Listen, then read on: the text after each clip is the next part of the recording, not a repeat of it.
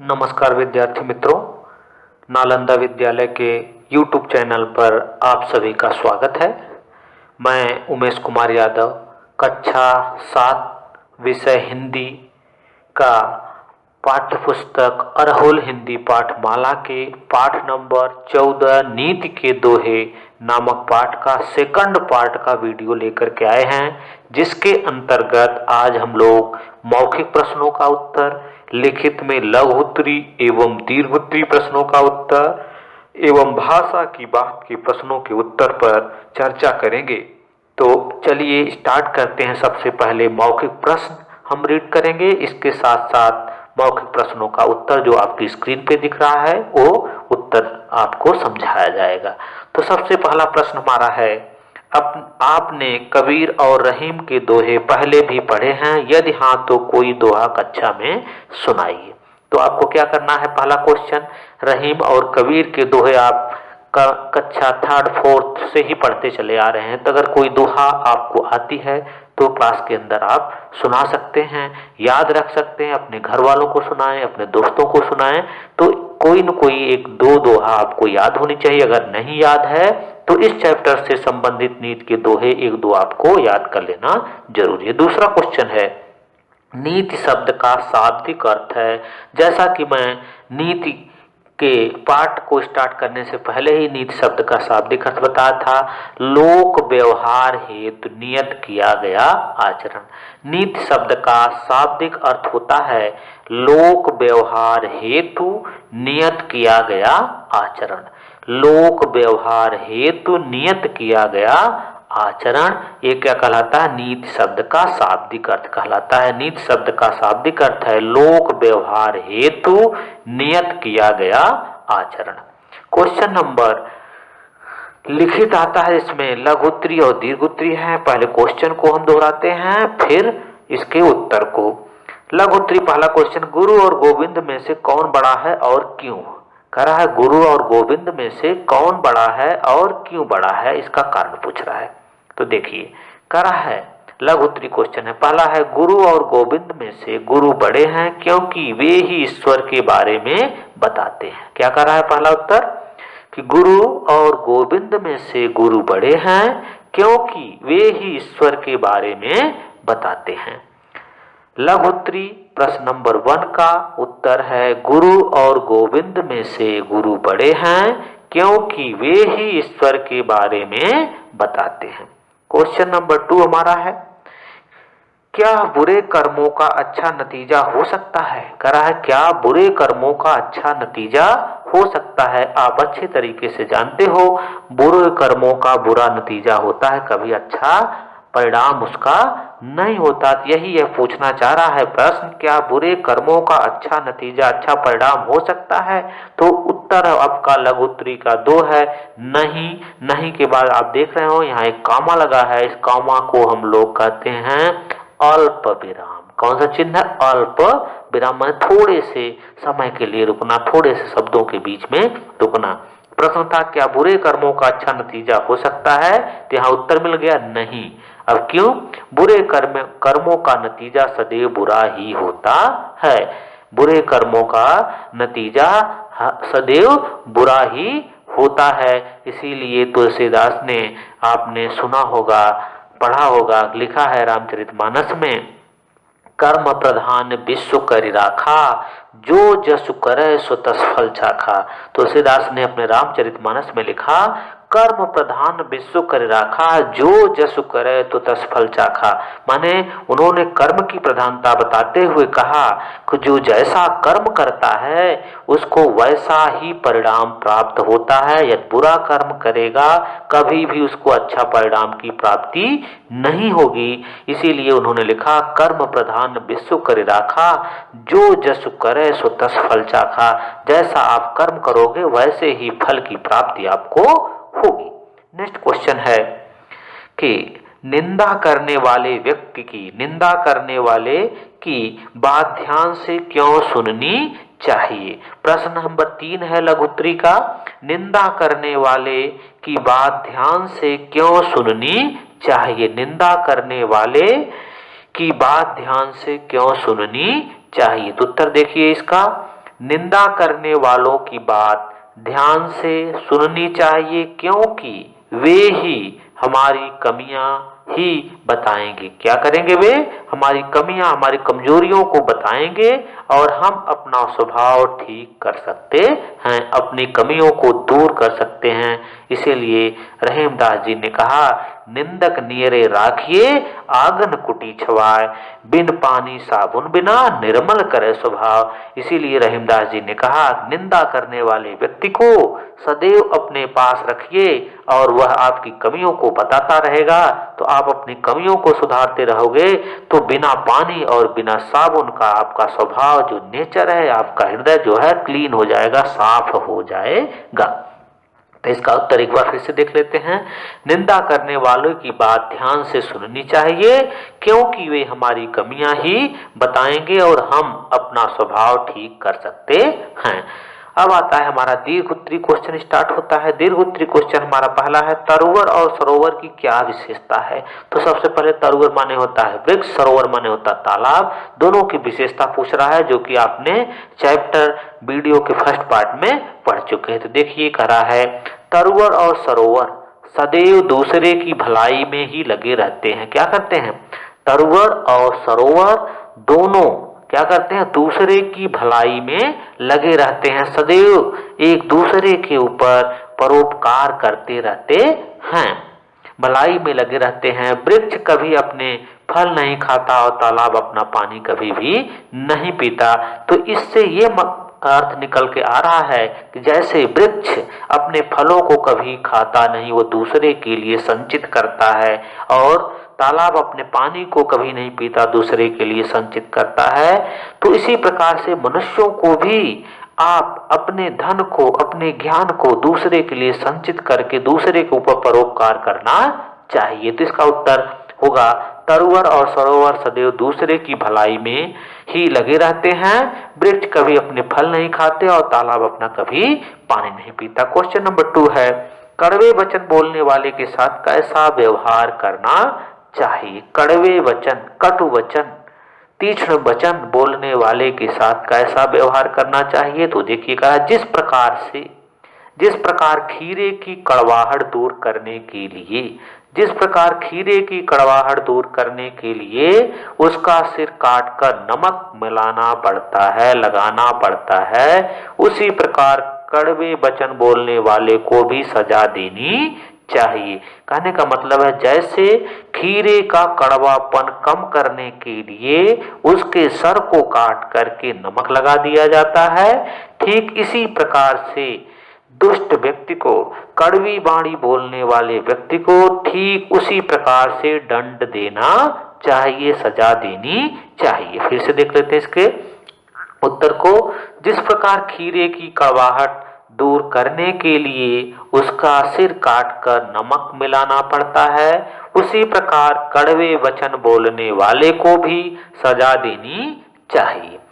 ये रहा हमारा लघुत्तरी और दीर्घोत्तरी प्रश्नों का। अब इसके बाद 2 प्रश्न हमारे पास और आते हैं, जो होते हैं, निम्नलिखित पंक्तियों का भावार्थ स्पष्ट कीजिए।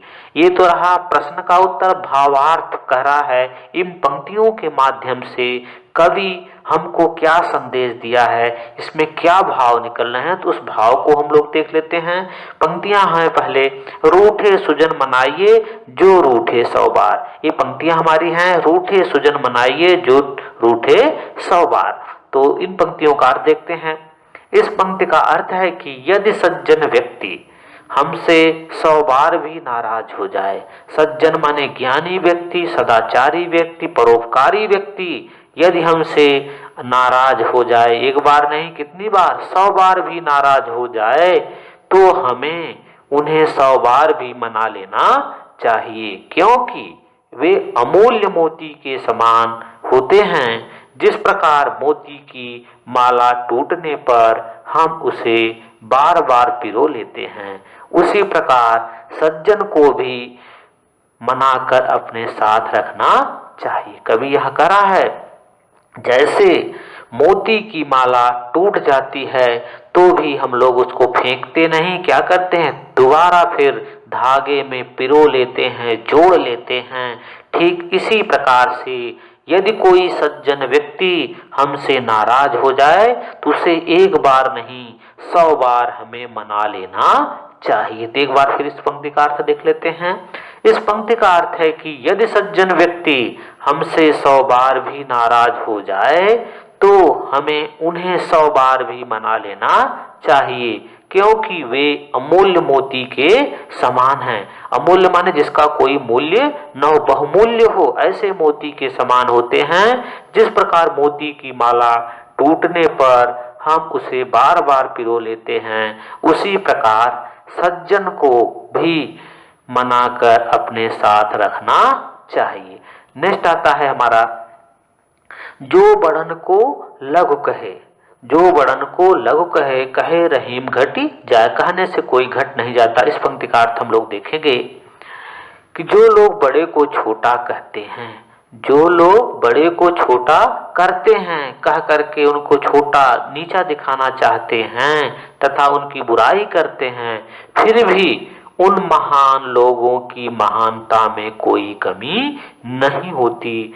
जिस प्रकार कृष्ण को गिरधर और मुरलीधर दोनों कहते हैं, फिर भी वे बुरा नहीं मानते। यहाँ पे कह रहा है कि अगर कोई सज्जन व्यक्ति है, कोई बड़ा व्यक्ति है, अगर उसकी सज्जनता और उसके बड़प्पन की कोई निंदा करता है तो उसके सज्जनता और बड़प्पन में किसी प्रकार का परिवर्तन नहीं आएगा।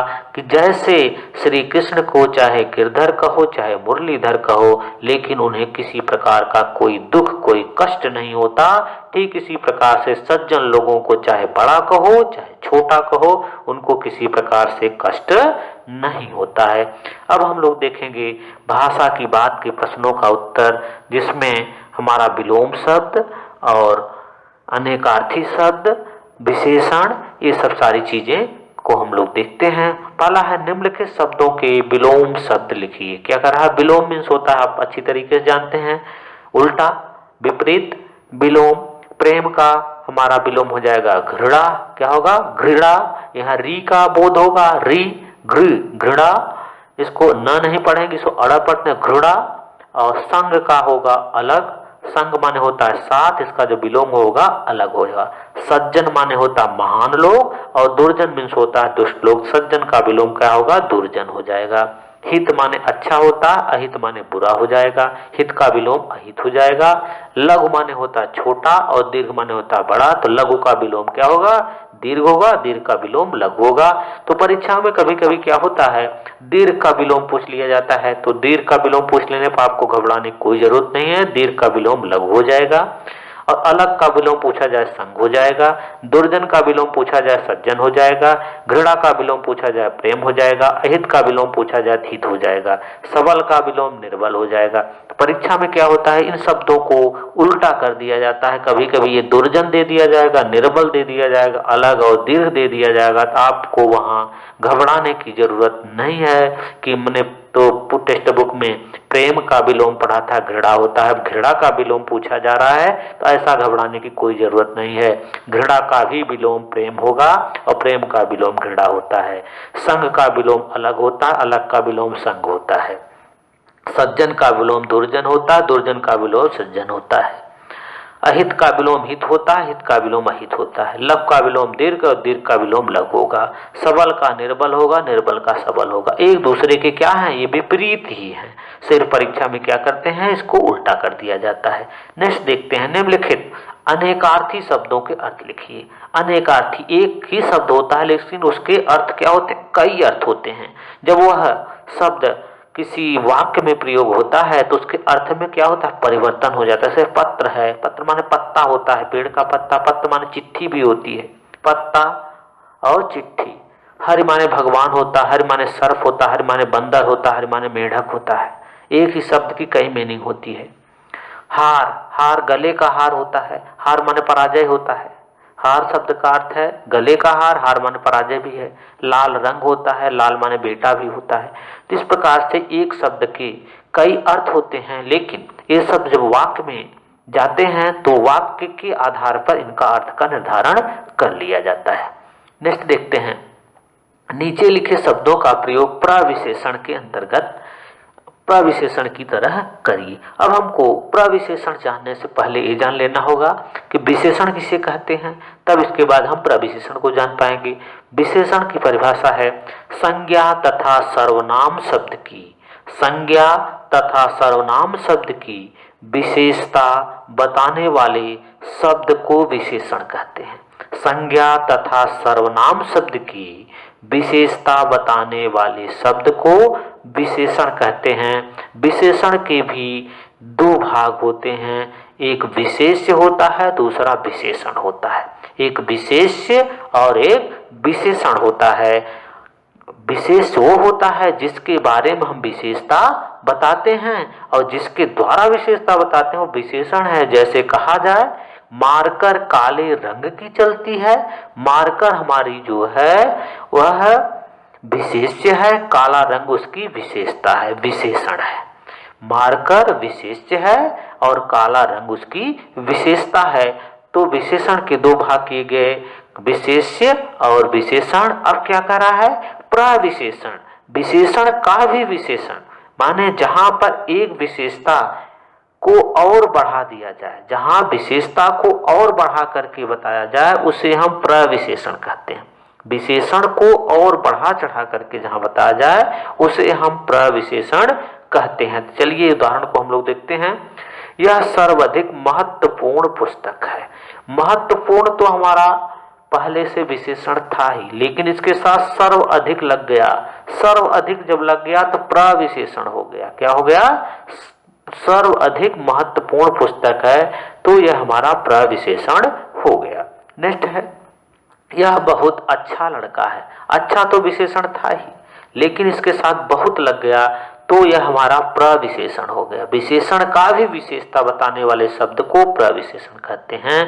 प्रविशेषण शब्द की परिभाषा है विशेषण की विशेषता बताने वाले शब्द को प्रविशेषण कहा जाता है। विशेषण की विशेषता बताने वाले शब्द को प्रविशेषण कहा जाता है। तो यहाँ पे कह रहा है यह बहुत अच्छा लड़का है। बहुत हमारा क्या है, प्रविशेषण है, अच्छा तो विशेषण था ही। नेक्स्ट है, इस अनुपम अनोखे दृश्य से मैं प्रभावित हूँ। अनुपम जो है यहाँ पे प्रविशेषण है, अनोखा जो है विशेषण है। यह हल्का छोटा बॉक्स बहुत सुंदर है। यहाँ पे हल्का जो है प्रविशेषण है और छोटा बॉक्स विशेषण है। गंगा का जल पवित्र एवं निर्मल होता है। यहाँ पर निर्मल जो है प्रविशेषण है और पवित्र जो है आपका विशेषण है। चमकीली कीमती वस्तु सबका मन मोह लेती है। चमकीली जो है प्रविशेषण का उदाहरण है। तो इस प्रकार से हमने देखा कि प्रविशेषण की परिभाषा, प्रविशेषण से कौन कौन से उनका परिचय है, किस तरीके से। प्रविशेषण की परिभाषा है जब विशेषण की जहां पर विशेषता बताई जाए उसे हम प्रविशेषण कहते हैं। जहां विशेषण की भी विशेषता बताई जाए उसे प्रविशेषण कहते हैं। इसके बाद हमारा आता है क्वेश्चन नंबर घ, जिसमें कह रहा है कि दिए गए वर्णों में उचित मात्रा लगाकर कुछ ऐसी वस्तुओं के नाम लिखिए जो आपके घर में हो। आपकी टेक्स्ट बुक में दिया होगा, कुछ वर्ण दिए गए हैं, वर्ण को मैं रीड कर रहा हूं। पहला वर्ण है अन्ना, क, ख, प, स, फ, म, च, ट, व, ल, न, ज। ये हमारे वर्ण हैं। इन वर्णों के साथ मात्रा लगा करके कुछ शब्द हमें बनाना है, और ऐसे शब्द बनाना है जो वस्तुएं हमारे घर में है। वर्ण कौन कौन सा, एक बार फिर से रिपीट कर देता हूं मैं। अन्ना है, क है, ख, प, स, फ, म, ज, ट, व, ल, न। इस तरीके से हमारे वर्ण दिए गए हैं। अब इन वर्णों को जोड़िए और मात्रा लगा करके नए शब्द की रचना करनी है। सिर्फ इन्हीं शब्दों के साथ, इसके साथ कोई नया शब्द, नया वर्ण इसमें नहीं ऐड किया जाएगा। उसके लिए 12-13 शब्द हमने बनाए हैं, वो देखिए। पहला है क से बनने वाला कपड़ा, कपड़ा। फिर बन गया खाना, सब्जी, मेज, टब, कप, पटरा, फूलदान, जग, वस्त्र, लोटा, नल, जल। तो आपने देखा कि इन वर्णों से मात्रा लगा करके हमने नए शब्द बनाया, लेकिन ऐसे शब्द बनाया जो वस्तुएं हमारे घर में है। कपड़ा भी हमारे घर में होता है, खाना भी होता है, सब्जी भी होती है, मेज भी होती है, टब भी होता है, कप भी होता है, पटरा भी होता है, फूलदान भी होती है, जग भी होता है, वस्त्र भी होता है, लोटा भी होता है, नल भी होता है, जल भी होता है। तो इस प्रकार से आपने देखा इन वर्णों की सहायता से मात्रा लगा करके हमने अपने घर में रहने वाली वस्तुओं का नाम को बनाया। तो इससे आपको एक चीज शब्द रचना करने में सहायता मिलेगी। शब्द रचना करने के लिए इन शब्दों के माध्यम से आप इसको जब बनाओगे तो आपके दिमाग में चीजें आ जाएंगी। इसके अलावा और भी वस्तुएं बन सकती हैं, लेकिन ध्यान रहे कि कह रहा है कि आपके घर में वो चीजें होनी चाहिए। तो इस प्रकार से हम लोगों ने इस पाठ के वीडियो को देखा, जिसमें चैप्टर नंबर 14 प्रश्न उत्तर थे और मौखिक प्रश्न थे, लिखित प्रश्न थे, दीर्घ उत्तरी, लघु उत्तरी, भाषा की बात। ये चैप्टर नंबर 14 का पार्ट नंबर 2 था, जिसमें सारे प्रश्नों के उत्तर को हम लोगों ने देखा। तो इस वीडियो को आप पूरा देखिए और इसको 2 बार 1 बार सुनिए, तो इस पाठ से आने वाले सारे प्रश्नों का उत्तर बहुत आसान तरीके से आप कर पाओगे।